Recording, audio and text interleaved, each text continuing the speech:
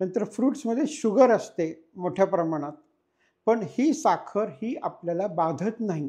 ती बघा तुम्ही की किती नासकी आहेत, किती सडलेली आहेत, किती खराब दर्जाची आहेत. पण त्यांना काहीच फरक पडत नाही. कारण ज्यूस जेव्हा बनतो तेव्हा तुम्हाला कळणार नाहीये की ते कुठल्या फळांपासून तो ज्यूस बनलेला आहे. पाणी काढून टाकण्यासाठी तो रस उकळवला जातो, तेव्हा त्याच्यातलं व्हिटॅमिन सी बाद होतं. त्याच्यामुळे जेव्हा तुम्ही रेडीमेड ज्यूस विकत घेता, तेव्हा आपण काहीतरी चांगलं खातोय, हा एक भ्रम असतो फक्त आपल्या डोक्यातला. नमस्कार, मी शेखर करमरकर आणि आपण पाहत आहात चला चरूया. मित्रांनो, मी नेहमी सांगत असतो, की हिरव्या पालेभाज्या खा, फळं खा, की आपल्या आहारातला अर्धा भाग तरी फळं, भाज्या आणि रफेज किंवा नट्स, सीड्स ह्याचा असला पाहिजे. म्हणजे फळं ही आपल्या आहारातला खूप मोठा घटक असला पाहिजे आणि दिवसातनं साधारण 500 ते 600 ग्रॅम फळं आणि भाज्या किंवा रफेज आपण खाल्लं पाहिजे. आता तुम्ही म्हणाल, की फळांच्या ऐवजी आम्ही फळांचा रस म्हणजे फ्रूट ज्यूस पिला तर चालेल का? कारण आपण मोसंबीच्या ऐवजी मोसंबीचा रस घेऊ शकतो किंवा सफरचंदाच्या ऐवजी सफरचंदाचा रस बाजारात विकत मिळतो आणि असे बऱ्याच प्रकारचे रस विकत मिळतात आणि बऱ्याच प्रकारचे कॉम्बिनेशन्स म्हणजे ॲपल आणि स्ट्रॉबेरी किंवा ॲपल आणि पेअर म्हणजे असे वेगवेगळ्या प्रकारचे ज्यूस बाजारात विकत मिळतात. तर हे चांगले आहेत का नाहीत? आणि नसतील तर मग त्याच्यासाठी काय करावं किंवा काय खावं? ह्याचा आपण आज विचार करणार आहोत. आता फळांच्या म्हणजे फ्रूट ज्यूसकडे जाण्याआधी अजून एक मोठा भाग मला सांगायचा आहे, की बऱ्याच प्रॉडक्ट्सवरती फळांची चित्र असतात. म्हणजे आंब्याचं चित्र असेल, स्ट्रॉबेरीचं चित्र असेल किंवा पेअरचं चित्र असेल. ह्याचा अर्थ त्याच्यामध्ये ॲपलचा ज्यूस आहे असा होत नाही. याचा अर्थ त्याच्यामध्ये ॲपल घातलाय असा होत नाही. बऱ्याच वेळा त्याच्यात एकही फळ न घालता किंवा फळाचा कणही न घालता त्याच्यामध्ये तुम्हाला ॲपलचं चित्र किंवा आंब्याचं चित्र बाहेर काढलं जातं. पण त्याच्यामध्ये फळं घातलेली नसतात आणि त्याच्यामध्ये जे फ्लेवर म्हणजे जे आपल्याला फळं आहेत असं वाटण्याचा जो आभास निर्माण केला जातो, अशा प्रकारची बरीच उत्पादनं, प्रॉडक्ट्स ही बाजारात उपलब्ध आहेत. त्याच्यामुळे एखाद्या बाटलीवरती किंवा एखाद्या कॅनवरती फळांचं चित्र असेल, तर त्यात फळ आहे असं समजू नका. त्याच्या मागचं लेबल बघा आणि त्याच्यात ॲक्चुअली बघा, की फक्त त्याच्यामध्ये इसेन्स आहे किंवा फक्त फ्लेवर आहे का ॲक्चुअल फळ किंवा फळाचा ज्यूस त्यात घातलेला आहे. आता ह्याच्या पुढचं जे मी बोलणार आहे, त्याच्यामध्ये फळाचा ज्यूस त्यात घातलेला आहे, हे गृहीत धरून मी आता ह्याच्या पुढचं आपण बोलूयात. जेव्हा आपण होल फ्रूट म्हणजे जे बाजारात डायरेक्ट मिळतं, म्हणजे डायरेक्ट सफरचंद आणून खाल्लं, चिक्कू आणून खाल्लं, डाळिंब आणून खाल्लं, तर अशा प्रकारची डायरेक्ट फळं आपण जेव्हा खातो, तेव्हा त्याचे फायदे काय असतात? तर त्याच्यातून आपल्याला फायबर मिळतं मोठ्या प्रमाणामध्ये, जे आपल्या शरीरासाठी खूप आवश्यक आहे. नंतर फ्रुट्समध्ये शुगर असते मोठ्या प्रमाणात, पण ही साखर ही आपल्याला बाधत नाही किंवा त्याचे वाईट परिणाम होत नाहीत. तर असं का होतं? तर एकतर आपण जेव्हा फळं खातो, तेव्हा खायचा स्पीड हा फार नसतो. म्हणजे तुम्ही एकदम 4 सफरचंद एका मिनिटात नाही खाऊ शकत. पण 4 सफरचंदापासून मिळालेला ज्यूस तुम्ही एका मिनिटात पिऊ शकता. त्याच्यामुळे जेव्हा आपण पूर्ण फळं खातो, तेव्हा तो हळू खाल्लं जातं. त्याच्यामुळे जी काही साखर आहे, ती आपल्या शरीरात हळू जाते आणि त्याच्यानंतरचा सगळ्यात मोठा इफेक्ट म्हणजे त्याच्यामध्ये जे फायबर असतं, ते फायबर त्या साखरेला पटकन रक्तात मिसळू देत नाही. त्याच्यामुळे जर तुम्ही डायरेक्ट ॲपल खाल्लं, तर त्या ॲपलमध्ये जे काही साखर आहे, ती शरीरामध्ये जायला पुढचे 2 ते 3 तास कमीत कमी घेते. कारण फायबर त्या साखरेला आडकाठी करतं. जर आपण जेव्हा ज्यूस पितो, तेव्हा जेव्हा ज्यूस काढतो आपण एखाद्या पर्टिक्युलर फळाचा, तर तो जो एक्सप्रेसर असतो किंवा आपलं ज्युसर असतो, त्याच्यामधनं आपण चोथा बाजूला काढतो आणि त्या चोथ्यामध्ये फायबर हे मोठ्या प्रमाणात बाहेर निघून जातं. त्याच्यामुळे एकदा आपण त्या फळांचा ज्यूस तयार केला, की त्याच्यात फायबरचं प्रमाण एकदम कमी होऊन जातं आणि मग साखरेचं प्रमाण मात्र तसंच राहतं. त्याच्यामुळे जेव्हा आपण फळांच्या ऐवजी ज्यूसकडे वळतो, तेव्हा आपण साखरेचं प्रमाण एकदम वाढवतो आणि फायबरचं प्रमाण एकदम कमी करतो. आणि हा प्रॉब्लेम मोठ्या प्रमाणात होतो, की साखर खूप मोठ्या प्रमाणात एकतर शरीरात जाते आणि ती शरीरातनं पटकन रक्तात पण जाते.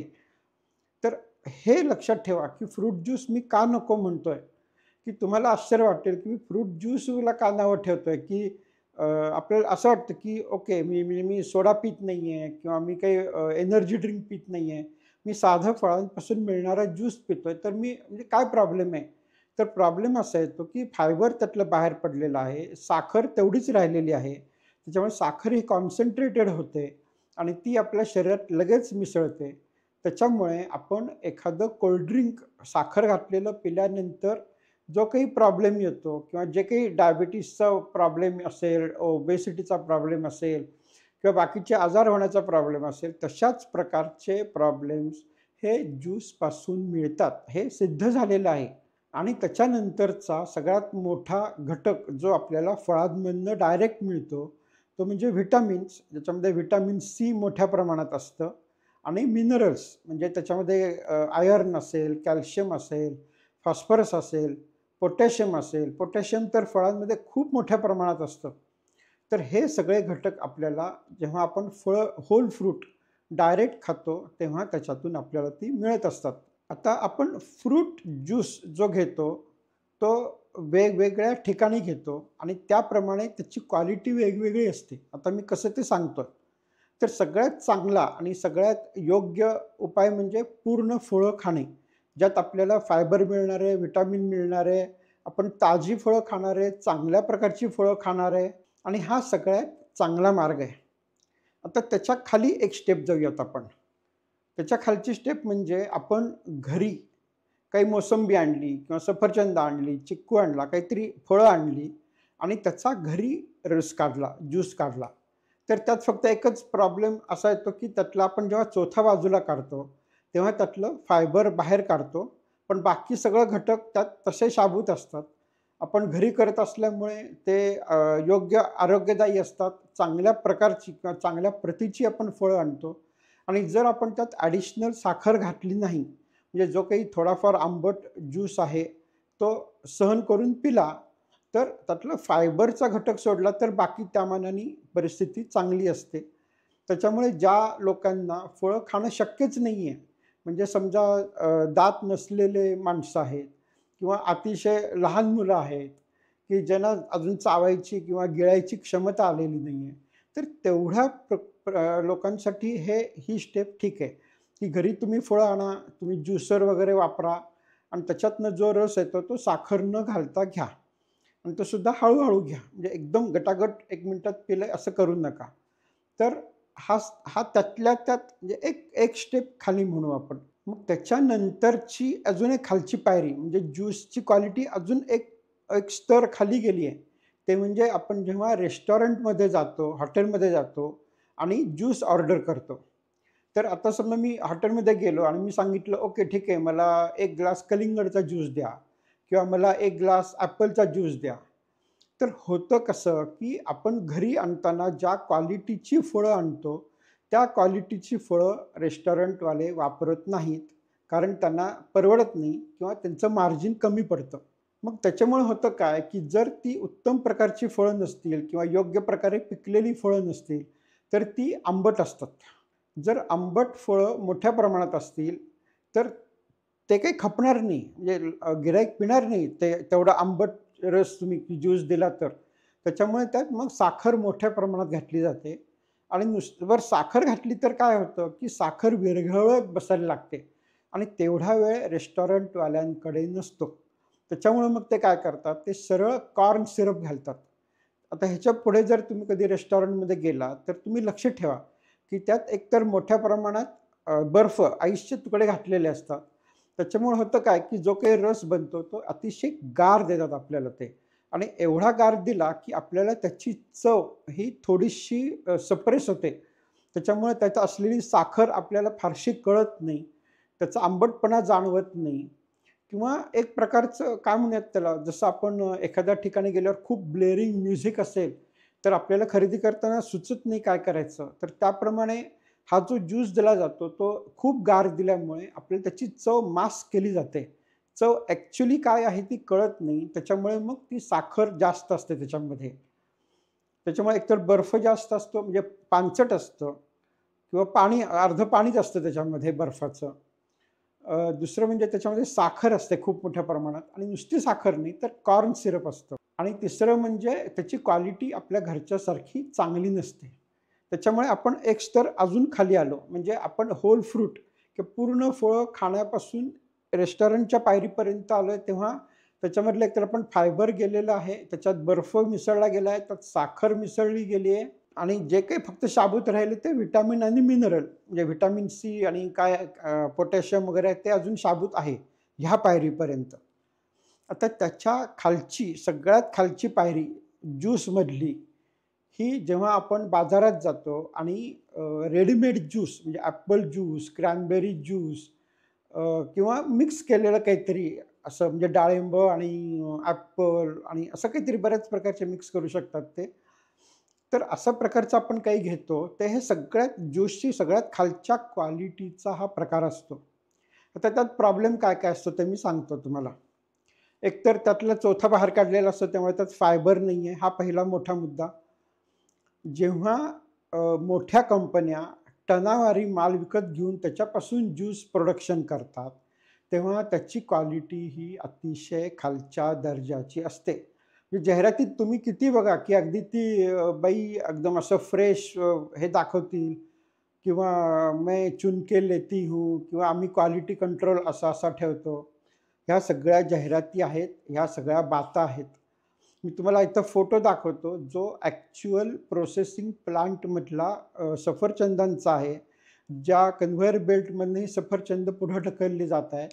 ती बघा तुम्ही, की किती नासकी आहेत, किती सडलेली आहेत, किती खराब दर्जाची आहेत.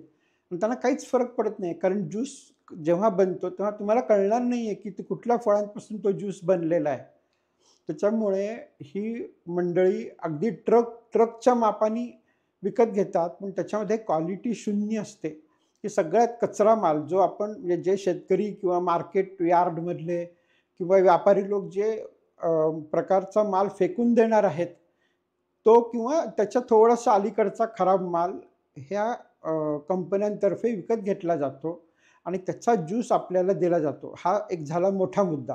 नंतर ह्या ज्यूस जेव्हा बनतो त्याच्यातला एक सगळ्यात मोठा प्रॉब्लेमॅटिक घटक तुम्हाला सांगतो, की हा ज्यूस जो असतो म्हणजे फळांचं एक्सप्रेशन केलं म्हणजे त्यातनं ज्यूस बाहेर काढला आणि तो बॉटलमध्ये भरला असं होत नाही. तर पहिल्यांदा तो ज्यूस हा उकळवला जातो मोठ्या-मोठ्या प्लांट्समध्ये म्हणजे मोठ्या-मोठ्या मशिनरीजमध्ये आणि त्याच्यातलं पाणी काढून टाकलं जातं. तर किती? तर 100 एम-एल ज्यूस असेल तर तो 20 एम-एलवर आणला जातो.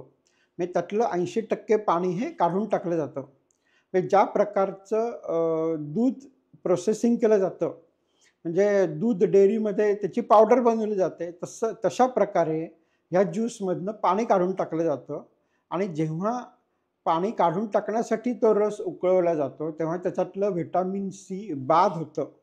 म्हणजे ज्या व्हिटॅमिनसाठी आपण फळं खातो किंवा आपण फळंचा ज्यूस घेताना जी व्हिटॅमिन आपल्याला मिळणार आहेत असं आपण गृहीत धरतो, ती सगळी व्हिटॅमिन त्याच्यातनं गायब झालेली असतात, नाहीशी झालेली असतात किंवा ती त्याच्यात राहिलेली नसतात त्या हीटच्या इफेक्टमुळे. हा झाला एक भाग. मग आता हे असं का केलं जातं, की जेव्हा कॉन्सन्ट्रेट बनवलं जातं त्याचं फळांचं, तेव्हा त्याचं व्हॉल्यूम कमी होतं. म्हणजे 100 एम-एलवरनं फक्त 20 एम-एल शिल्लक राहतं त्याच्यामध्ये. त्याच्यामुळे साठवायला म्हणजे शेल्फ लाईफ ज्याला आपण म्हणतो, की फळांचा ज्यूस किती टिकतो? समजा 1 महिनाभर टिकत असेल, तर कॉन्सन्ट्रेट बनवलं की मग तो 6 महिने, वर्षभर पण टिकतो. त्याच्यामुळे ह्या कंपन्यांना ते फायद्याचं असतं.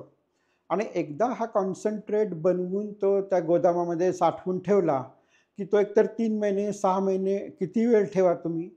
तो एका ठिकाणाहून दुसऱ्या ठिकाणी नेणं सोपं असतं कारण त्याचा व्हॉल्यूम कमी असतो, वेट कमी असतं, वाहतुकीचा खर्च कमी असतो. आणि जेव्हा ॲक्चुअली ते गिऱ्हाईकांना विकायचं आहे, त्यात पुन्हा पाणी घालतात, ढवळतात आणि ते तुम्हाला फ्रेश ज्यूस म्हणून देतात. जो 6 महिने ते 1 वर्ष जुना असू शकतो. आणि नंतर गंमत अशी आहे, की ही सगळी नासकी, खराब झालेली फळं ही अर्थातच खूप आंबट असतात आणि ते कॉम्पेन्सेट करण्यासाठी म्हणून मग त्यात पुन्हा साखर किंवा कॉर्न सिरप मोठ्या प्रमाणात घातलं जातं. त्याच्यामुळे जर तुम्ही बाजारात जाऊन एखाद्या फ्रूट ज्यूसची बाटली बघितली आणि त्याचं जर न्यूट्रिशन लेबल बघितलं, तर त्याच्यामध्ये 2 प्रकारच्या शुगर असतात. एक असते नॅचरल शुगर, म्हणजे एखाद्या फळात स्वतः आधीच असलेली शुगर. ती असतेच. प्रत्येक पदार्थात वेगवेगळी असते. जसं पदार्थ पिकत जातो तशी शुगरचं प्रमाण वाढत जातं त्याच्यामधलं. तर ती एक शुगर असते आणि दुसऱ्या प्रकारची साखर म्हणजे ही बाहेरनं घातलेली, म्हणजे त्याला ॲडेड शुगर्स असं म्हणतात.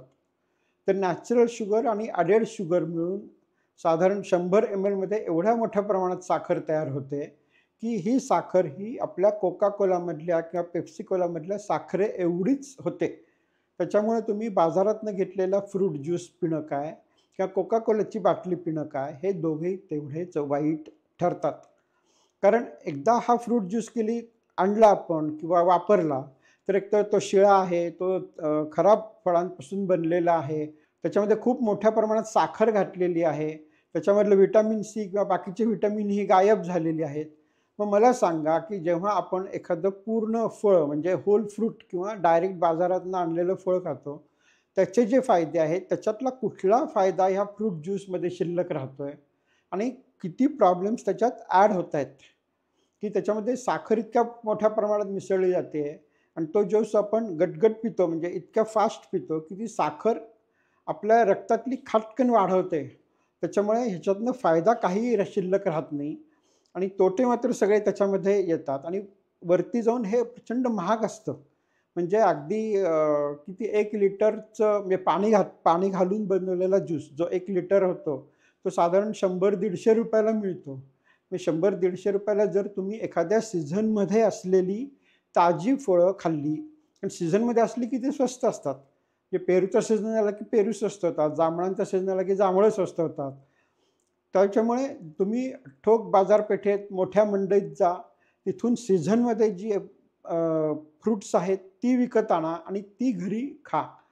आता सीझनल फळं खायचा अजून एक मोठा फायदा काय ते तुम्हाला सांगतो. कारण प्रत्येक प्राणी म्हणजे तर गाय, बैल, म्हैस, शेळी सगळे काय खातात? तर सीझनमध्ये आहे ते खातात. तसंच खायला लागतं आणि त्याच्यावरच ते राहतात. तर माणूससुद्धा हा असाच डेव्हलप झालेला आहे.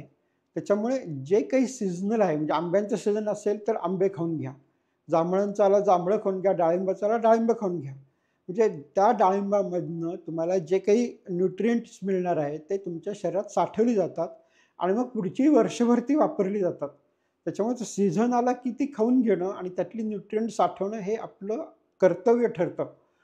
त्याच्यामुळे जर आपण फ्रूट ज्यूस घेतला तर त्याला सीझनॅलिटी काहीच नसते. कारण तो वर्ष जुना असतो तो ज्यूस. त्याचा ताजेपणाशी आणि त्याचा सीझनशी काहीही संबंध राहिलेला नसतो. तर ही फळं सीझनल खाणं, ताजी खाणं, चांगल्या प्रतीची खाणं, घरी व्यवस्थित आणून धुवून चिरून खाणं आणि मुलांना काय, वृद्ध व्यक्तींना काय, प्रेग्नंट बायकांना काय, वाढणाऱ्या मुलांना काय, सगळ्यांसाठी हे आवश्यक आहे. सगळ्यांसाठी हे लाभदायक आहे.